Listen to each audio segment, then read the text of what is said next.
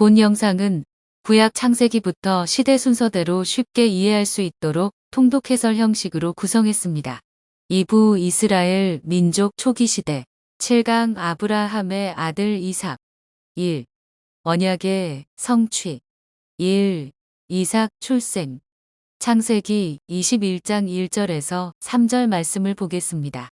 여호와께서 말씀하신 대로 사라를 돌보셨고 여호와께서 말씀하신 대로 사라에게 행하셨으므로 사라가 임신하고 하나님이 말씀하신 시기가 되어 노년에 아브라함에게 아들을 낳으니 아브라함이 그에게 태어난 아들 곧 사라가 자기에게 낳은 아들을 이름하여 이삭이라 하였고 하나님께서 약속하신 대로 아브라함의 나이가 100세가 되었을 때 가나안에서 사라가 아들 이삭을 낳았습니다. 자녀를 출산하는 일은 노년의 아브라함과 사라에게는 불가능한 일이었지만 하나님의 전능하신 능력으로 하나님의 뜻과 약속을 아브라함과 사라 가운데 태어난 이삭이 물려받게 되었습니다. 이 하갈과 이스마엘이 쫓겨남.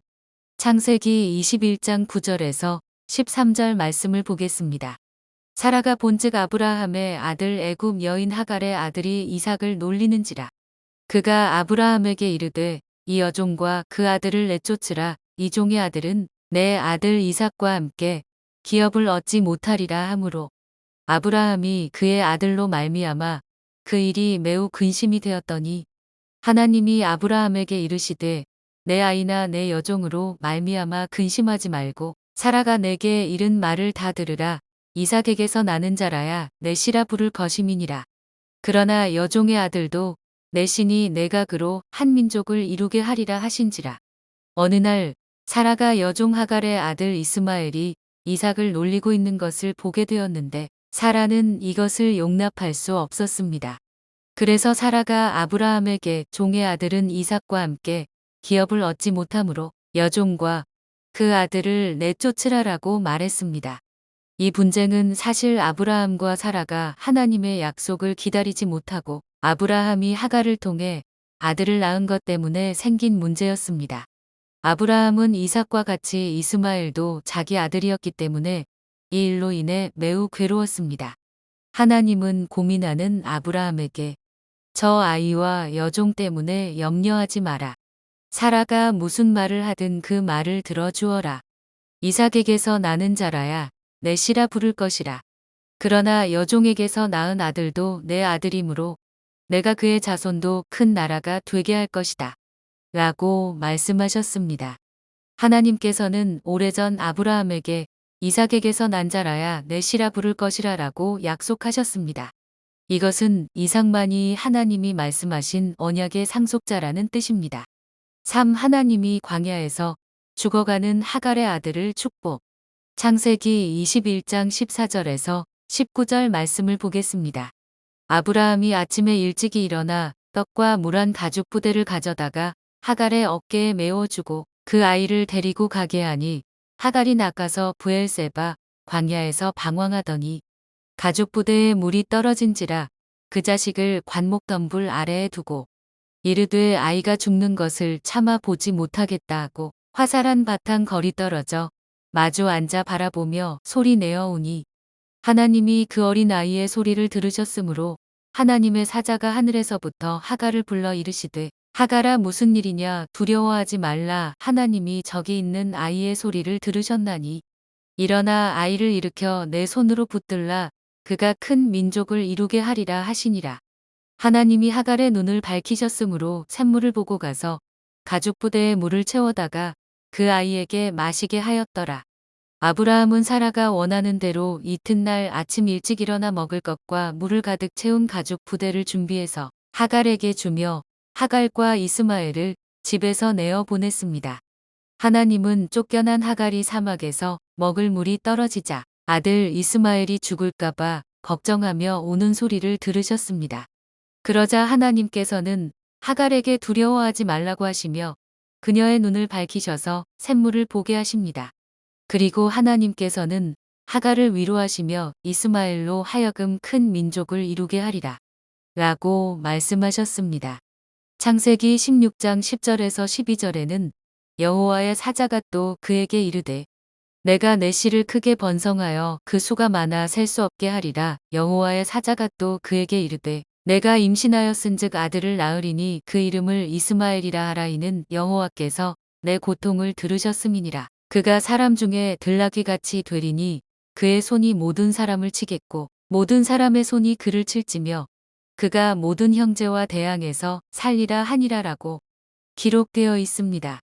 이것은 예전에 하나님이 하갈에게 나타나서 말씀하신 것으로서 그 예언이 그대로 이루어졌다는 것을 말해줍니다. 사례는 하나님이 말씀하신 약속의 씨를 기다리지 못하고 인간적인 방법으로 자신의 종을 통하여 자식을 낳게 하여 하나님의 말씀에 불순종하였습니다. 이 결과로 하갈을 통해서 낳은 아브람의 아들은 이스마엘이라는 이름을 가지게 되었고 하나님은 이 자손들을 오늘날 수없이 많은 아랍 민족이 되게 하셨습니다. 이후 미래의 오랜 역사 속에서 약대나 말을 타고 창을 든 채 자연을 마음껏 누비며 들나귀 같이 살아가는 아랍 계열 사람들은 침략적인 근성을 가지고 살아가게 됩니다. 하갈의 몸에서 태어난 이스마엘의 후손인 아랍 민족과 사레가 낳은 이삭의 후손인 이스라엘 민족은 서로 원수가 되었고 이 둘은 거의 4,000년 동안 전쟁을 지속하고 있습니다. 아비멜렉이 아브라함에게 화친을 요청. 그랄 왕 아비멜렉과 군대 장관 비골은 아브라함이 무슨 일을 하든지 하나님이 아브라함과 함께 하심을 보고 그를 찾아옵니다. 아비멜렉은 아브라함에게 내가 무슨 일을 하든지 하나님이 너와 함께 계시도다 라고 말했습니다.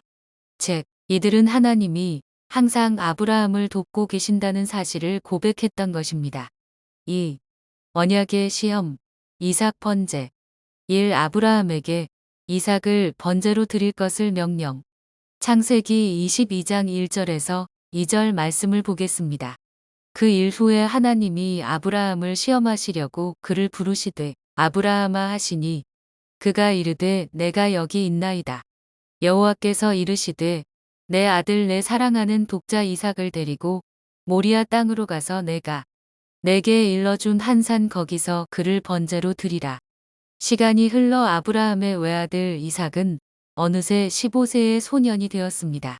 어느 날 하나님께서는 아브라함의 믿음을 시험하시기 위해 그에게 아들을 번제, 즉 희생제물로 바치라는 청천벽력과 같은 말씀을 하셨습니다. 여기에서 번제라는 것은 사람이나 동물을 죽여서 각을 뜬 후 불에 태우는 것을 말하는데 이것은 하나님이 아브라함에게 너무나 사랑하는 자신의 아들 이삭을 죽여 각을 뜨고 불에 태워 죽이라는 것입니다. 아브라함은 하나님의 말씀을 믿고 25년을 기다려 100세에 아들을 겨우 얻었습니다.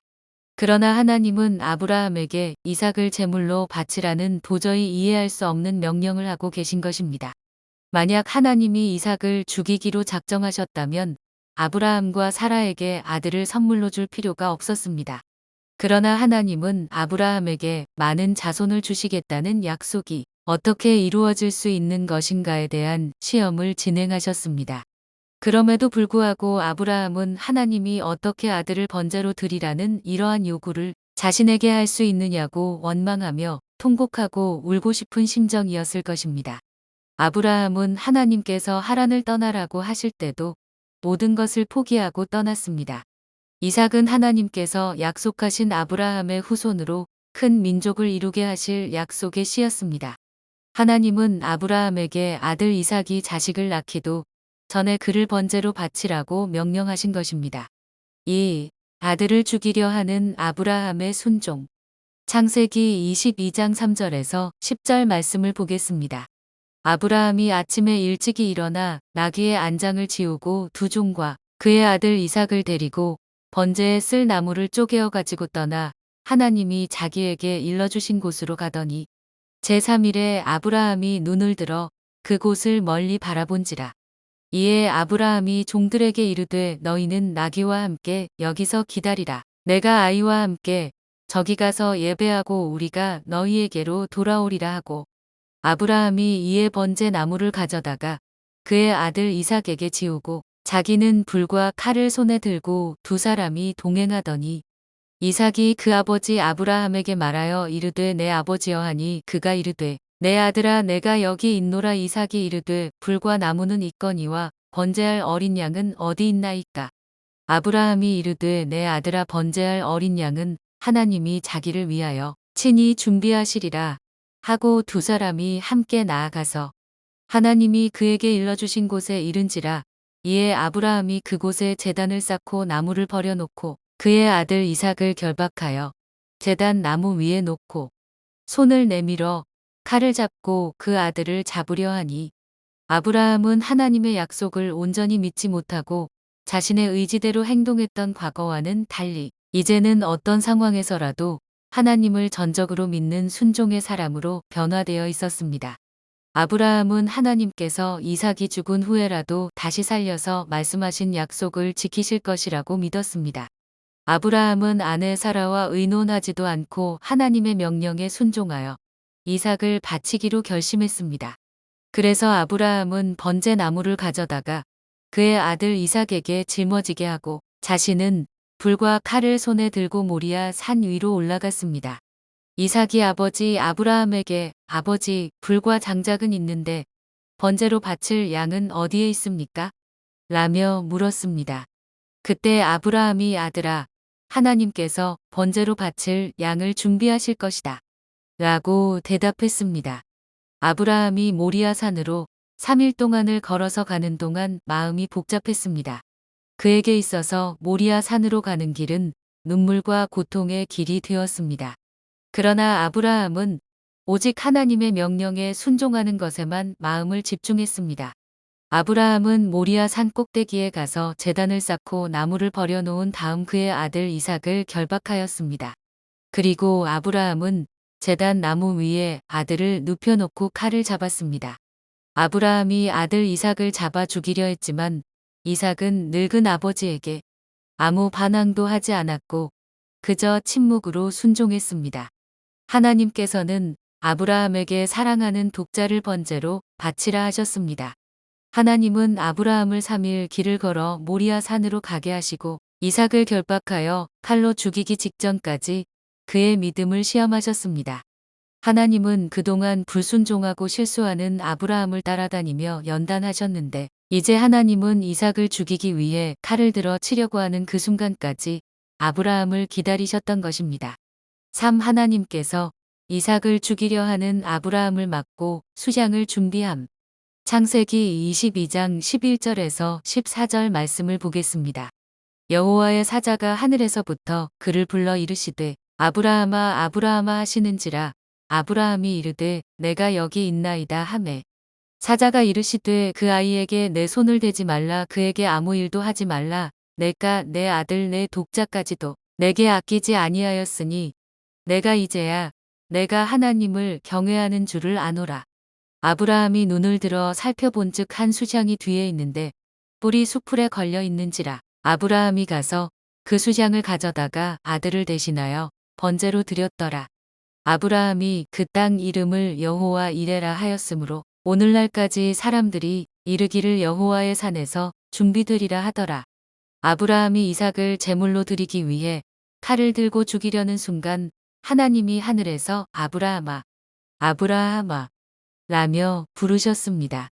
하나님은 이삭을 드리는 아브라함의 행동을 멈추게 하셨고 내 아들에게 손대지 마라. 아무 일도 그에게 하지 마라. 내가 하나밖에 없는 아들을 아낌없이 바치려 하는 것을 내가 보았으니 내가 하나님을 두려워하는 줄을 이제 내가 알았노라. 라고 말씀하십니다. 아브라함이 눈을 들어 살펴보았더니 이미 하나님께서 예비해 놓으신 제물인 한 수장이 뒤에 있었습니다. 그 수장은 뿔이 수풀에 걸려 있었으므로 아브라함이 가서 그 수장을 가져다가 각을 떠서 아들을 대신하여 번제로 드렸습니다. 그래서 아브라함이 여호와의 산에서 하나님이 아들 대신 수양을 미리 준비하여 주셔서 번제를 드리게 하신 그 땅 이름을 여호와 이레라 하였습니다. 여호와 이레의 뜻은 여호와의 산에서 준비되리라 라는 뜻입니다. 그때로부터 약 2000년 후 하나님은 독생자 아들 예수 그리스도를 아브라함의 후손들을 통해 온 인류의 죄값인 죽음의 형벌을 대신 지도록 십자가 나무 위에 달리도록 내어주셨습니다. 하나님이 주신 이 축복의 약속을 통해 이삭은 아브라함이 받은 약속의 계승자가 되었습니다. 그 축복은 이삭에게 이어져 그 후손들에게 확장되었습니다. 하나님은 예수님이 인류 대신 죽으심을 통하여 온 인류가 죄의 눌림에서 해방될 것임을 알리는 복음이 온 세상에 전파될 것을 미리 말씀하신 것입니다. 이제 예수님을 믿는 사람들은 구원의 복을 받게 되었기 때문에 하나님은 천하 만민이 복을 얻게 될 것이라 라고 말씀하셨던 것입니다. 순종 후 축복. 창세기 22장 15절에서 18절 말씀을 보겠습니다. 여호와의 사자가 하늘에서부터 두 번째 아브라함을 불러 이르시되 여호와께서 이르시기를 내가 나를 가리켜 맹세하노니 내가 이같이 행하여 내 아들 내 독자도 아끼지 아니하였은즉 내가 내게 큰 복을 주고 내 씨가 크게 번성하여 하늘의 별과 같고 바닷가의 모래와 같게 하리니 내 씨가 그 대적의 성문을 차지하리라. 또 내 씨로 말미암아 천하 만민이 복을 받으리니 이는 내가 나의 말을 준행하였음이니라 하셨다 하니라. 하나님은 모리아 산에서 하늘에서부터 두 번째 아브라함을 불러 내가 나를 가리켜 맹세하노니 내가 내 아들 독자도 아끼지 아니하였으므로 아브라함에게 큰 복을 얻게 할 것이고 아브라함의 후손이 크게 번성하여 하늘의 별과 같고 바닷가의 모래와 같이 많게 할 것이니 그 대적의 성문을 차지하리라 함으로써 원수와 싸워 승리할 것을 축복하셨습니다. 번제 나무를 지고 가는 모습은 십자가를 지고 가는 예수 그리스도를 상징. 이삭을 죽이기 위해 불과 칼을 들고 가는 아브라함은 하나님 아버지를 상징합니다. 또한 번제할 나무를 짊어지고 모리아 산으로 가는 이삭은 십자가를 지고 가는 하나님의 아들 예수 그리스도를 상징합니다. 예수 그리스도는 인류의 죄값인 죽음에서 우리를 구원하기 위하여 번제물이 되어 짐승같이 피 흘리고 찢기며 죽어야 했습니다. 또 아버지의 뜻을 따라 한마디 저항 없이 순종하고 피 흘려 제물이 되려는 이삭의 모습은 바로 인류를 위하여 속죄 제물로 바쳐진 순종하는 예수 그리스도의 모습입니다.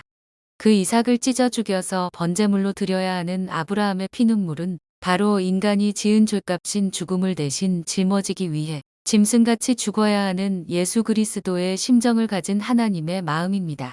하나님은 이런 사건을 통해서 인류를 위해 속죄 제물로 오실 예수 그리스도의 모습을 계시하여 주셨던 것입니다. 3.